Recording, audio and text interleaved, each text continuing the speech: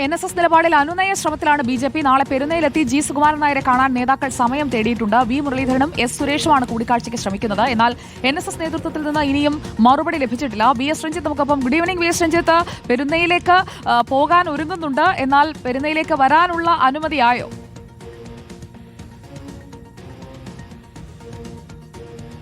അനുമതി കാത്തിരിക്കുകയാണ്. സ്വാഭാവികമായിട്ടും ഒരു അനുകൂലമായ ഒരു മറുപടി ഉണ്ടാകും എന്നാണ് BJP നേതൃത്വം പ്രതീക്ഷിക്കുന്നത്. NSSന്റെ ഇപ്പോഴത്തെ നിലപാടിൽ ഭയപ്പാടുള്ള രണ്ട് കൂട്ടർ എന്ന് പറയുന്നത് കോൺഗ്രസും BJPയുമാണ്. BJPയുടെ അടിസ്ഥാന വോട്ടിൽ NSSന്റെ പിന്തുണ വളരെ അത്യാവശ്യവുമാണ്.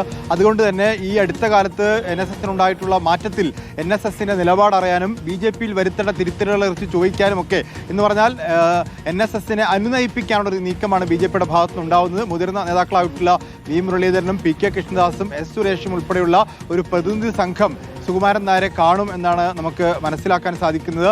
BJPയെ തുറന്നെതിർക്കുകയായിരുന്നു NSS. BJP ചതിച്ചു വഞ്ചിച്ചു എന്ന് തന്നെയാണ് പറഞ്ഞത്. ആ വഞ്ചനയുടെ കഥ ഒന്ന് ചുരുളഴിക്കാനും അതിൽ എന്ത് പരിഹാരക്രിയ ചെയ്യാൻ സാധിക്കും എന്നറിയാനാണ് BJP നേതാക്കൾ NSS ആസ്ഥാനത്തേക്ക് പെരുന്നിലേക്ക് പുറപ്പെടാൻ ഒരുങ്ങുന്നത്.